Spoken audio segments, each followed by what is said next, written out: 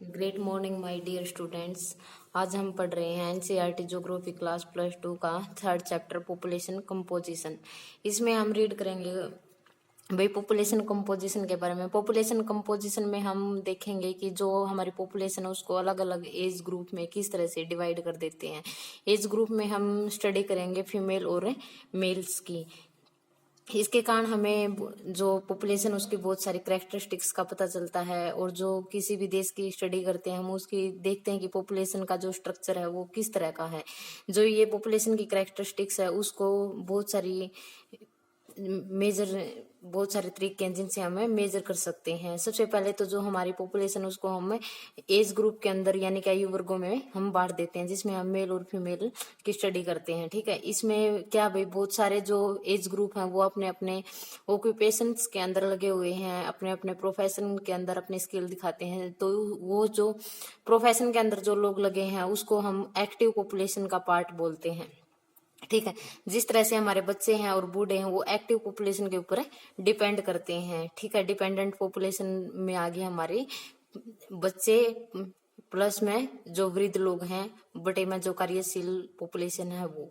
ठीक है, अगर इसका फॉर्मूला लगाएंगे तो निकालना है तो इसके बाद है जो जनसंख्या का बहुत बड़ा भाग है वो आजीविका कमाने के लिए कोई भी कार्य नहीं करता। जिस तरह से बच्चे, फॉर एग्जाम्पल हमने देखा था बेरोजगार लोग हैं जिसको हम डिपेंडेंट पॉपुलेशन कहते हैं। इसके बाद है जो पॉपुलेशन है वो बहुत सारी आवासीय इकाइयों में रहती है भाई, फॉर एग्जाम्पल रूरल एरियाज हैं या फिर अर्बन एरियाज हैं। इसके बाद हम देखते हैं जो पॉपुलेशन का कंपोजिशन है उसमें हम सेक्स देखते हैं, एज देखते हैं, उनका रहने का एरिया देखते हैं कि वो रूरल एरिया में रहते हैं फिर अर्बन एरिया में रहते हैं। इसके बाद हम उनकी लिटरेसी को रीड करते हैं, उनके ऑक्यूपेशंस को देखते हैं। जीवन प्रत्याशा होती है बेटा जीवन जीने की, जो हमारी संभावित आयु है उसको हम बोलते हैं जीवन प्रत्याशा। सबसे ज्यादा अगर आज के दिन हम बात करें पूरे वर्ल्ड के अंदर, जापान देश की सबसे ज्यादा जीवन प्रत्याशा है। एक व्यक्ति की अगर देखते हैं तो 87 है।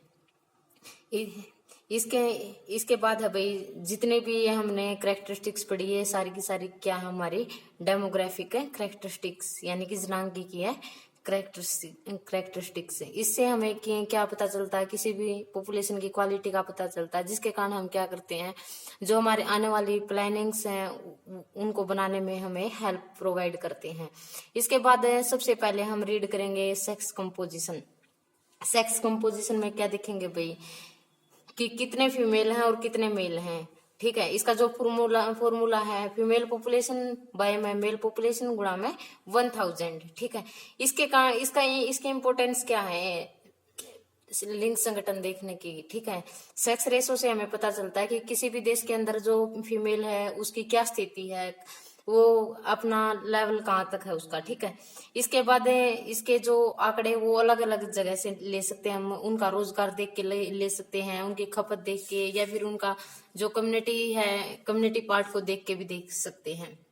इसके अंदर हम उनकी जो सोशल कंडीशन है वो भी इजीली रीड कर सकते हैं। जो सेक्स रेशो है वो किसी भी इकोनॉमी का एक सूचक होता है जिसके अंदर हम रीड करते हैं भाई बर्थ रेट है, डेथ रेट है, माइग्रेशन है, जो मैरिटल स्टेटस है, कितनी एज में उनकी शादी होती है, ऑक्यूपेशनल स्ट्रक्चर को भी पढ़ने के लिए हमें सेक्स रेशो की जरूरत पड़ती है। इसके बाद जो सेक्स रेशो है उसको कौन कौन से फैक्टर हैं जो अफेक्ट करते हैं, ये क्वेश्चन बहुत ही इंपॉर्टेंट है और पहले भी आया हुआ है। ठीक है, 2012 के अंदर।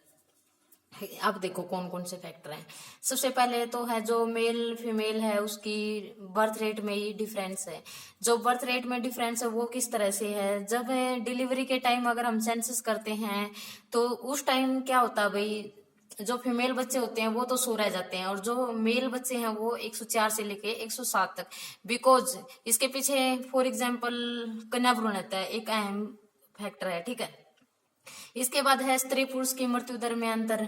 जो अपनी मोर्टिलिटी रेट है उसके अंदर भी मेल फीमेल के अंदर काफी डिफरेंस है, क्योंकि फीमेल के ऊपर बहुत सारी यातनाएं दी जाती हैं, उनको कन्या भ्रूण हत्या का भी सामना करना पड़ता है। उसके बाद जन्म हो जाता तो उसके बाद भी उनके प्रति घरेलू हिंसा के मामले हमारे सामने आते हैं। वुमेन क्राइम के इतने डेली के डेली अपराध बढ़ते जा रहे हैं, और ये मेनली प्रॉब्लम विकासशील देशों के अंदर है, हालांकि विकसित देशों के अंदर इतनी नहीं है। ठीक है। अगर हम बात करेंगे डेवलपमेंट कंट्रीज की, जितने भी डेवलप कंट्रीज हैं उसमें तो जब 95 की एज में जाते हैं तो 100 फीमेल के ऊपर ओनली 50 मेल ही रह जाते हैं। ठीक है। जबकि विकासशील देशों के अंदर ऐसा नहीं है। विकासशील देशों के अंदर फीमेल की डेथ ज्यादा होती है। इसके बाद है भाई माइग्रेशन। माइग्रेशन होता है बेटा एक जगह से दूसरी जगह पे रहने के लिए परमानेंटली चले जाना। ठीक है। इसमें ये भी सेक्स सिलेक्टिविटी देखता है। जो प्रवास है वो उसमें औरतें ज्यादा होती हैं बिकॉज मैरिज होने के बाद लड़कियां अपना घर छोड़ के चली जाती हैं। कुछ फीमेल के ऊपर इतना प्रेशर होता है कि उनको अपना घर चलाना होता है। इस वजह से भी माइग्रेशन में जो फीमेल है वो अपना मेन रोल अदा करती हैं। लेकिन क्या भाई, जो नेचर है उसने तो हमको बेनिफिट दिए थे, लेकिन जो हमारी सोसाइटी उसने हमको हानियां दे दी। ठीक है।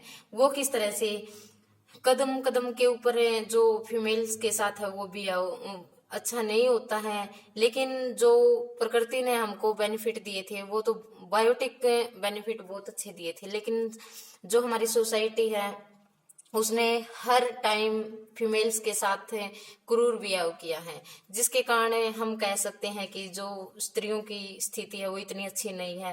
हालांकि जो गरीब देश हैं उनके अंदर अच्छी है, बिकॉज वहाँ पे फैसिलिटी नहीं है, वहाँ पे मशीनें नहीं है कि किस तरह से चेक होती हैं कि गर्भ के अंदर लड़का है या लड़की है। उनको इतनी फैसिलिटी अगर मिलती तो शायद वहाँ भी ऐसा ही भी हो जाता। Thank you guys.